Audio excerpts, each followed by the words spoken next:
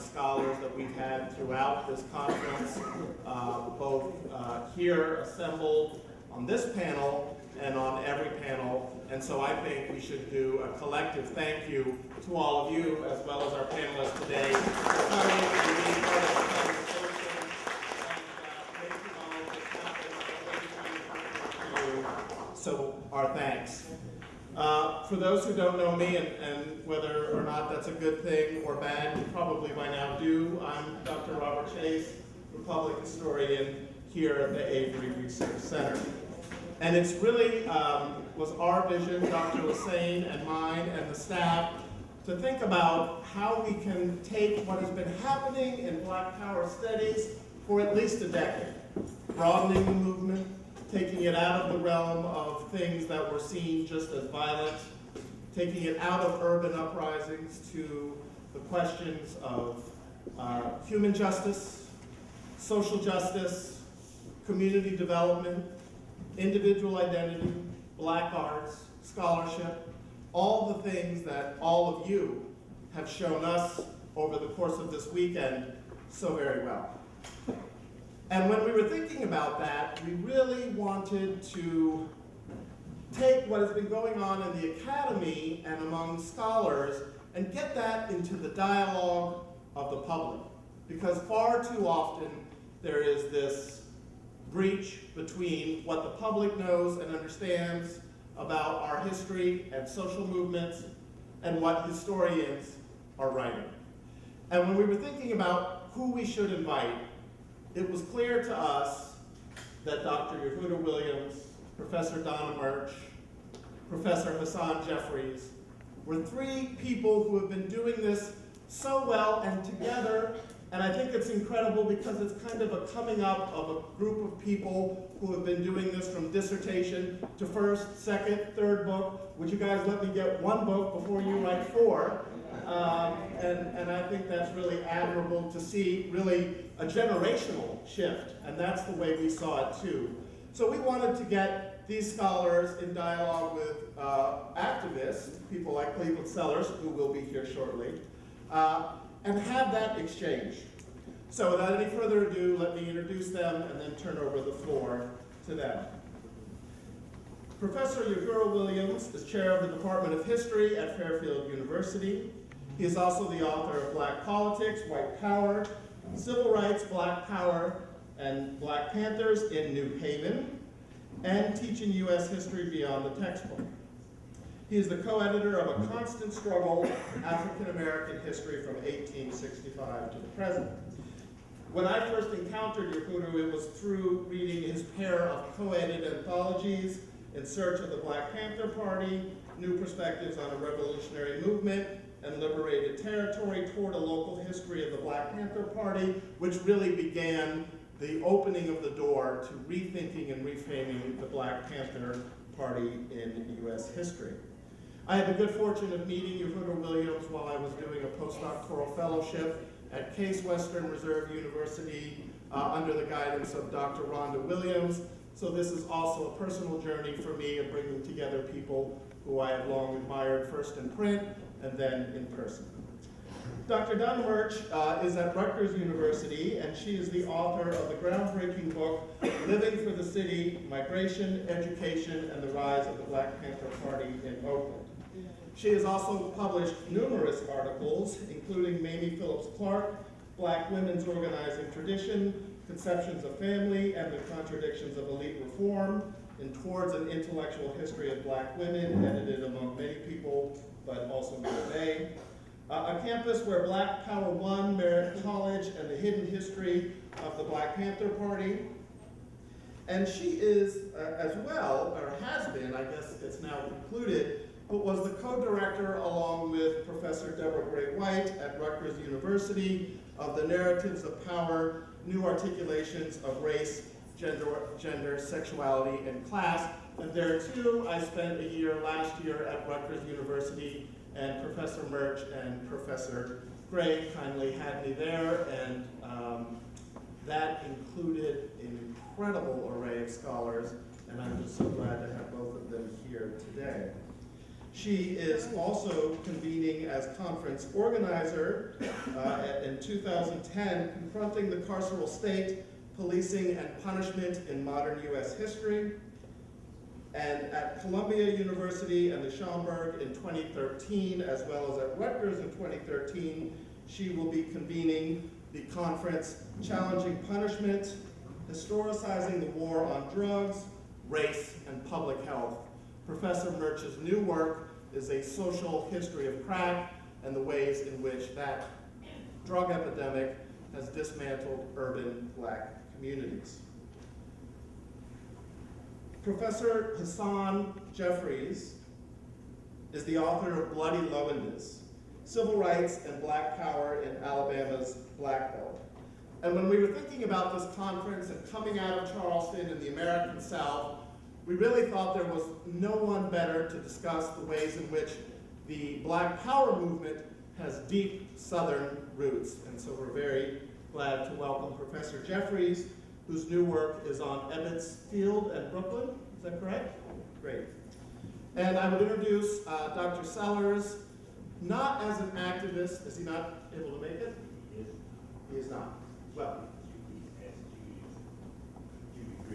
So Judy Richardson will be here. So Judy Richardson is stepping in for Dr. Cleveland Sellers. Judy Richardson is visiting professor of Brown University. She is the documentary filmmaker of Scarred Justice on the Orangeburg Massacre, and she is also a former member of the Student Nonviolent Coordinating Committee, so I think that fits well our vision of bringing the first generation of Black activists and scholars together with the second generation. And so without any further ado, I offer you a speaker.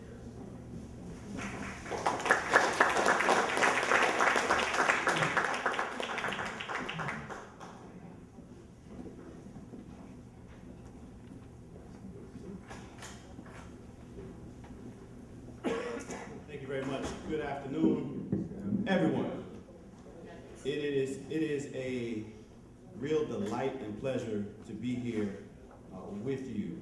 I would like to thank, first and foremost, the staff of the Avery Research Center for African American History and Culture for inviting us all here and welcoming us with open arms. This has been a fantastic occasion, a fantastic ongoing conversation, discourse, and discussion, and I'm grateful to be here and to share a few words. You know, if this were the State of the Union, you often hear the State of the Union, the president at some point says, well, the State of the Union is good, right? I think the state of the field is good. We're doing pretty good, and I'll say a little bit more about that.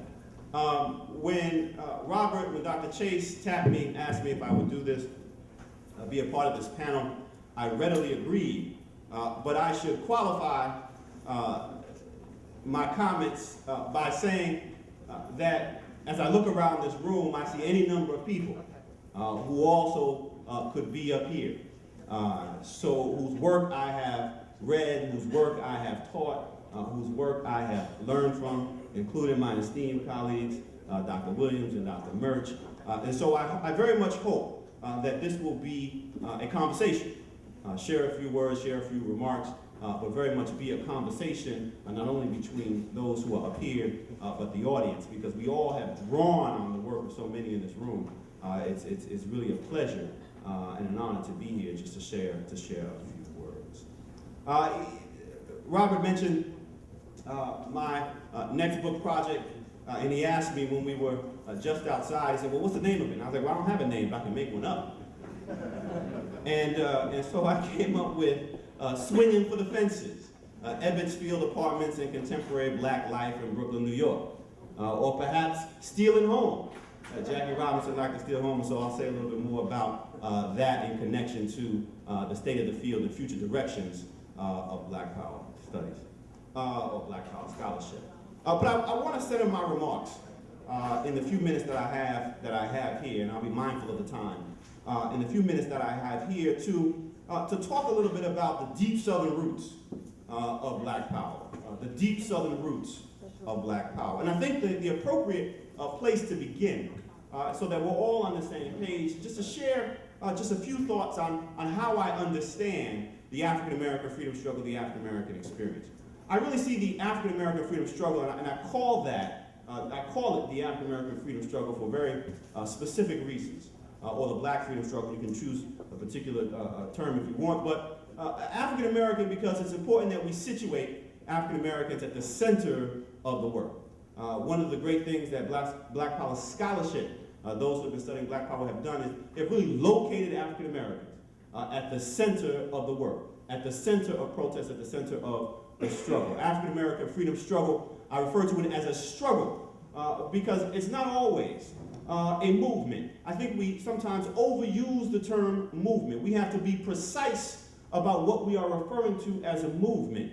Sometimes you have protest, sometimes protest rises to the level of movement, but I think we can take a lesson from social movement scholars in using a more precise definition of movement, because not everything rises to the level of a movement, and we ought not call everything a movement, because when we do call everything a movement, when we do use the term too broadly, we miss actual movements. We overlook things when we don't see them, and we misname and misunderstand. So I think struggle is a broad enough umbrella that can encompass both social movements when they do arise, not on a national level, but particularly on a local level, but then also incidents and moments of protest. So it's important to distinguish between the two. And lastly, freedom. I call it the African American freedom struggle, because I think freedom is central. Freedom is central to the goals and objectives of African Americans over the lifetime of our experience here. And what I mean by that is this. I see this African American freedom struggle being divided into two halves, with 1865, the moment of emancipation, being the primary moment of demarcation. And before 1865, African Americans engaged in this African American freedom struggle are pursuing primarily freedom, a literal freedom. Whether you were enslaved or you were free, your primary objective was freedom.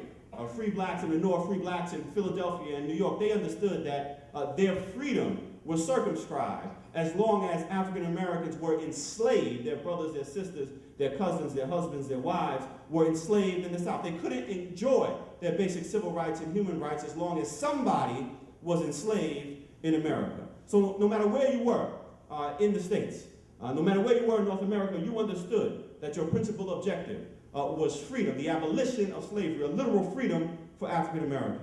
But that changes at 1865. That changes at the moment of emancipation. At the moment of emancipation, African Americans no longer have to pursue a literal freedom, but they begin to pursue what I call, and I write about this in Bloody Lounge, freedom rights. See, one of the things that I think we have done as scholars is that we've gotten away from, or we are too quick to walk away from slavery. We're too quick to leave slavery behind. At the moment of emancipation, African Americans didn't suddenly come to some miraculous realization of what basic civil rights and human rights they wanted. They understood. Nobody understood better the basic civil rights and human rights that ought to go along with freedom than people who were enslaved.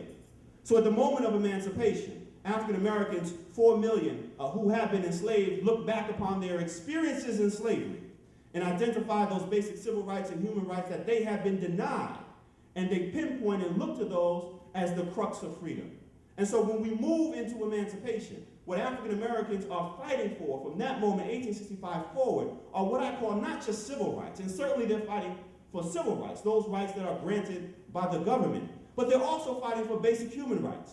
And one of the things that is often left off of civil rights scholarship, but that Black Power scholarship has certainly keyed in on, is this notion of a human rights struggle. But we really have to combine the two. And that's why I think discussing this in the context of freedom and freedom rights, because that's how local folk, that's how African Americans, one foot in slavery, one foot in freedom, identify those basic goals and objectives that they wanted.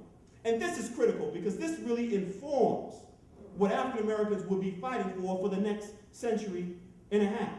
And this is critical to the project of Black Power scholarship. And I'll say what I mean in a second. At the moment of emancipation, if we just go down this list of things that African Americans are fighting for. And I'm so glad we had these various panels and some of the work that was presented here, taking a long view look at the African American freedom struggle.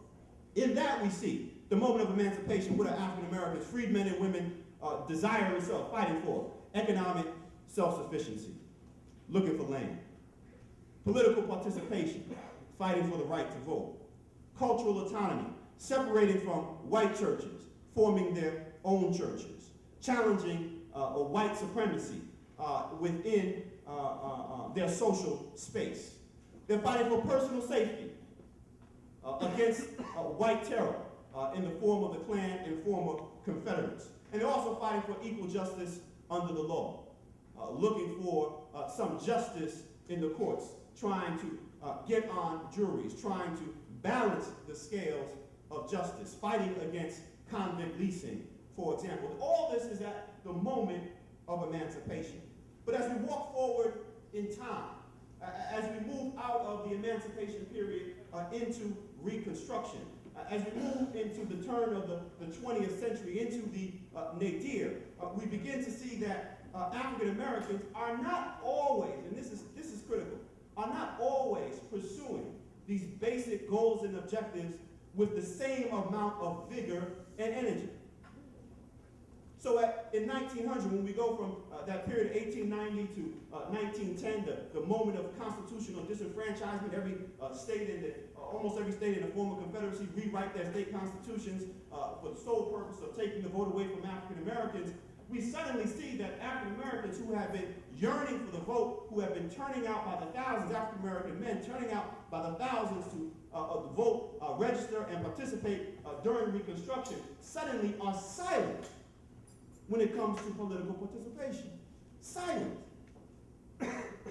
But we have to read that silence not as disinterest, not as suddenly turning away from the vote, of course, but as African Americans making a calculated decision, weighing risks and rewards, knowing that in 1901, when Alabama rewrites its constitution, that if anybody goes down to the county courthouse to get back on the voter registration books, that they are running the risk of losing their life.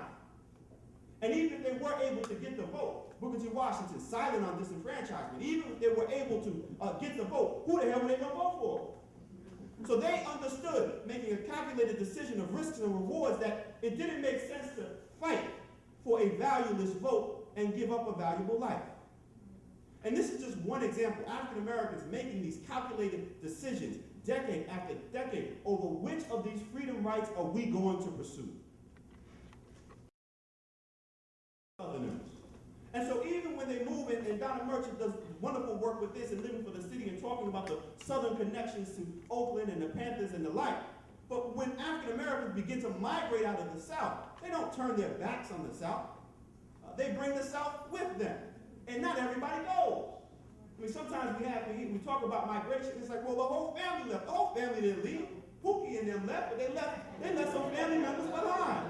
Their mother, their father, their grandmother, their aunt, their uncle, their sister. And not only behind, but they're behind in a particular location. Right? So these migrations are extensions of Southerners moving into these new places and new areas, bringing the South with them, but staying connected to what's going on back home. So we shouldn't be surprised, fast forward to 1990, 2000, 2010, and we see people coming back home. And they're not just going to any old place, they're going to the places where they left 30, 40, 50 years ago. Right? So when we think about what happens, and Donna's work is really fantastic on it, when we think about what happens during the Black Power era, when we think about what happens during the Civil Rights era, we have to also look at that, even though that sometimes occurring in these urban, northern, and western spaces, through a Southern lens, to make sure that we understand these connections, even outside of the South. But we also should not suddenly forget the South, even when we come to the Black Power moment. So the work that I did, the first book, Bloody Lowndes, looking at Lowndes County, Alabama, small little county in the middle of nowhere, Alabama, located between Selma, Alabama, and Montgomery, Alabama. 1965 has 0 registered black voters. 80% African American, 0 registered black voters. Nobody on the books.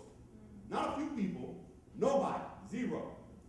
SNCC organizers move in there, and within the course of 18 months, in a partnership an amazing democratic partnership alliance with local people who had already been moving, transformed that county, succeeding not only in registering a majority of African Americans by the end of 1966, but in creating their own radically democratic independent political party, the Lowndes County Freedom Organization, the Lowndes County Freedom Party, the original Black Panther Party, that was rooted and grounded in the basic organizing philosophy of Ella Baker applied to electoral politics. So the question that I have, and the question that so many of us have when we think about those who are working on Black Power, is not just what happened, which is good scholarship. You can write a book on what happened, and you know that might get you tenure. But you can't hang out with Yohuru if you're just talking about what happened. You gotta explain how it happened. What's the bigger significance, right? So in trying to figure out how it happened, how did this partnership between SNCC organizers and local people come together in the rural South that actually lays the groundwork and foundation, serving as a seedbed for the emergence of Black Power in the form of the form that it takes and the articulation that it takes coming from SNCC organizers, that required that I start walking back in time. Because one of the things, and Donna's going to talk about this a little bit more about sort of the misconceptions about Black Power, of course, is that it's this urban phenomenon, solely this urban phenomenon, born of these rebellions and the like. But we also have to realize that Black Power, as first articulated by SNCC organizers, and Sister Richardson can talk about this, resonated tremendously with African Americans in the rural South. And we shouldn't be surprised about that, because Black Power, without the name, have been what African Americans have been doing since emancipation. Right. So when SNCC organizers move into Lowndes County, Alabama, and start talking about, well, you might want to think about, after the Voting Rights Act, creating your own independent political party, that made a lot of sense to people on the ground, because they have built their own schools, they have built their own Black communities, they have built their own churches, they have been doing it for a century. So what SNCC organizers and other organizers were doing was reflecting and tapping into a spirit and desire that was deeply rooted. So one of the things that Black Power scholarship has done that is so valuable is that it has brought back that particular moment in time and relocated it on the continuum of African American struggle. Because what has happened, they have been dislocated, and we're still dislocating it from the African American freedom struggle. Right now, among academic circles, it's very passé to talk about the long civil rights movement. And I have a number of critiques, and others have raised issues with it, and part of the problem is it's not long enough. Right? They can root it in the beginnings in the 1930s and stuff, and that's very nice, but essentially they're just pegging it to when white folk got it. When some good, well-meaning leftists and unionists figured out that they need to, the people who really understand democracy are African Americans, and they have to link their faith with them. But we got to get away from scholarship that decenters African American and recenters white folk, and when they begin that, the light bulb goes off in their head. That's part of the problem. But also part of the problem is not understanding that African Americans had never given up on this strong desire for economic independence, economic self-sufficiency. Right. So one of the things that's being articulated in the long civil rights movement paradigm is that the movement has this radical shift in the 1950s. African American freedom struggle takes a shift in the 1950s when unions begin to be busted and McCarthyism rises to the surface, and then suddenly there's only space for organizing around moral issues and the like, and that's king and such, and African Americans have moved away from this radically democratic economic platform. Black folk never gave up on economics. Black folk never gave up on the desire to own their own land in the rural South. They never gave up on fighting for decent wages and basic labor rights. Now there are spaces where it becomes too dangerous to do that, but we have to locate that on the continuum. So one of the things in reflecting upon all the work that has been done in this room and by so many wonderful people here is that it has become clear to me that rather than seeing Black Power, that moment that emerges in the mid-1960s, looking at it specifically in that particular moment in time, rather than seeing that as a disruption on the African American freedom struggle, what we ought to be looking at in a radical break, we ought to be looking at that and thinking about that as a time when African American activists and organizers return to traditions that have been deeply rooted in the African American community. The disruption is not Black Power. The disruption is this moment when African American theologians and religious activists begin to push nonviolence as a philosophy as a primary mode of organizing. That is what is unique in the 1950s, 1960s. That's what's unique. Not African Americans organizing independent institutions, not African Americans organizing for quality education, not African Americans organizing for basic labor rights and wage rights, equal rate, fair wages, fair housing, and the like. That has a long tradition of that. Black folk in Lowndes County trying to organize for decent housing in 1901 to get out of sharecropper shacks. We have to connect that to what African Americans are doing in Chicago and Detroit and New York in the late 1970s and late 1960s, early 1970s. That's the continuum. So once we begin to look at our work collectively, then we begin to see that, wait a minute, our focus has been off just a bit in looking back at the past. So we have to reclaim that territory. We have to reclaim that territory. And this last word, and then I'll be through. That's the Baptist preacher in me.